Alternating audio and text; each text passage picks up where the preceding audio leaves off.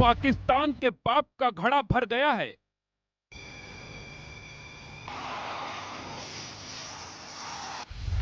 अब उसके पाप का फाइनल हिसाब होगा।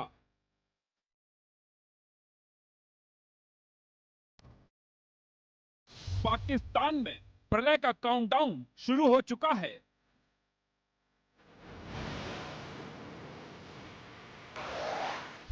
उसके विनाश की स्क्रिप्ट रेडी है।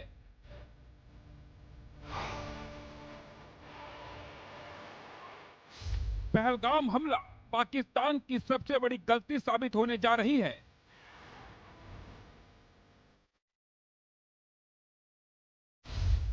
पाकिस्तान पर अब बारूदी बारिश होगी।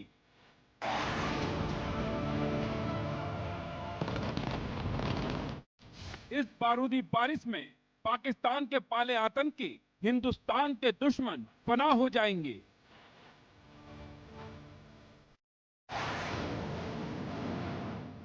पाकिस्तान तीनों तरफ से घिर गया है।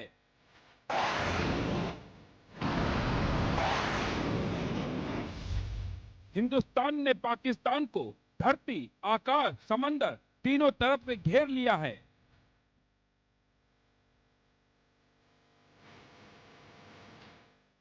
अब पाकिस्तान के सामने सरेंडर के अलावा कोई चारा नहीं है।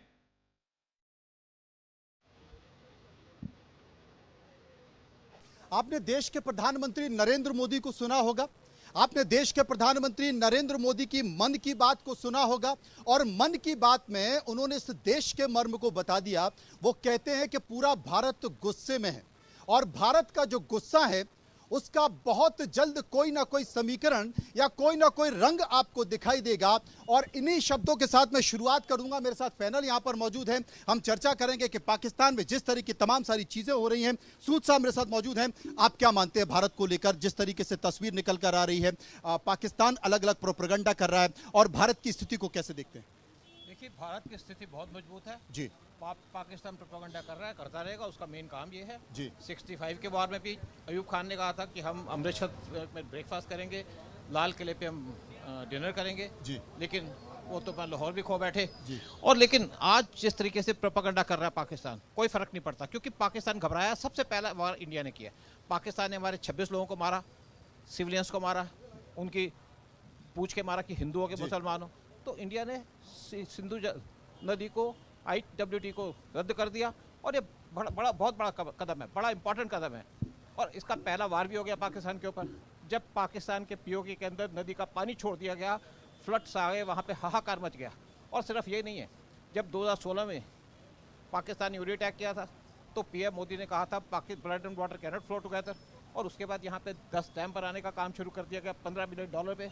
और कई डैम पूरे हो गए, कई पूरे होने वाले हैं और ये run of the river dam से सारे। लेकिन पानी तभी रोकेंगे जब वहाँ पे डैम होंगे और पानी रोकना शुरू हो गया है। कई डैम इस टाइप के हैं जहाँ पे 15 दिन से 45 दिन का पानी पाकिस्तान का रोका जा सकता है। और पाकिस्तान का पानी रुकेगा, फिर हमने वहाँ से पाइपलाइंस बना रखी है अंडरग्राउंड, जो पानी को ले जाएंगी पंजाब, हरियाणा और राजस्थान के अंदर। साथ में पाकिस्तान के अंदर रावी रिवर का पानी रोका गया, जिससे पाकिस्तान की लाहौर सिटी ड्राई हो गई, हाहाकार मच गया वहाँ पे। और आप देखिएगा कि हम 45 दिन तक तो पानी रोकेंगे, कुछ को इंडिया में ट्रांसफ़र करेंगे, फिर पानी छोड़ेंगे भी, और पहले भी इंडिया पानी छोड़ चुका है। और दूसरी बात है कि हम इस पे बहुत चर्चा कर रहे थे कि इंडस वाटर ट्रीटी इंडिया के खिलाफ है। नेहरू ने पाकिस्तान को 80% पानी दे दिया था, 20% हमारे पास आ। लेकिन अब ट्रीटी कैंसिल हो गई, दोबारा से अब रद्द हो गई। अभी तो बूंद बूंद को तरसाएंगे, उसके बाद फिर खून खून होगा। इसमें तमाम सारे संकेतों के साथ एक बड़ा संकेत है। आपको याद होगा कि पाकिस्तान से कई बार बातचीत हो चुकी है, समझौते की बात हो रही है। पहलगांव हमले के बाद पाकिस्तान कहता है कि सब हम बातचीत करने को तैयार हैं, हम इस पर जांच में आपका सहयोग करने का तैयार हैं। लेकिन पाकिस्तान का चेहरा क्या कहता है? जब कसाब पकड़ा जाता है तो पाकिस्तान कह रहा है कि ये पाकिस्तानी नहीं है। आप क्या उम्मीद रख सकते हैं पाकिस्तान की जांच को लेकर? इससे पहले भी कत्लेआम कश्मीर में हो चुका है। पाकिस्तान के तमाम उग्रवादी संगठनों को भेजकर आप कत्लेआम कर चुके हैं और उसमें तमाम ऐसे लोग हैं। कश्मीरी पंडित रैना साहब मेरे साथ मौजूद हैं। कश्मीरी पंडित रैना साहब, तमाम सारा दर्द आपने देखा है और इस बार जो पहलगांव में 26 लोगों की मौत हुई है, इस बार आर पार की लड़ाई हो जाए।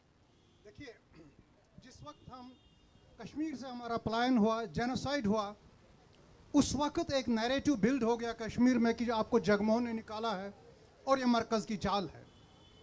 पिछले 36 साल से हम इस नैरेटिव को कंटेस्ट कर रहे थे कि साहब ये मरकज़ की चाल नहीं थी, ये जगमोहन की चाल नहीं थी, ये एक genocidal act against Kashmiri Pandit था, against Hindu civilisation of Kashmir था। कोई नहीं माना इसको।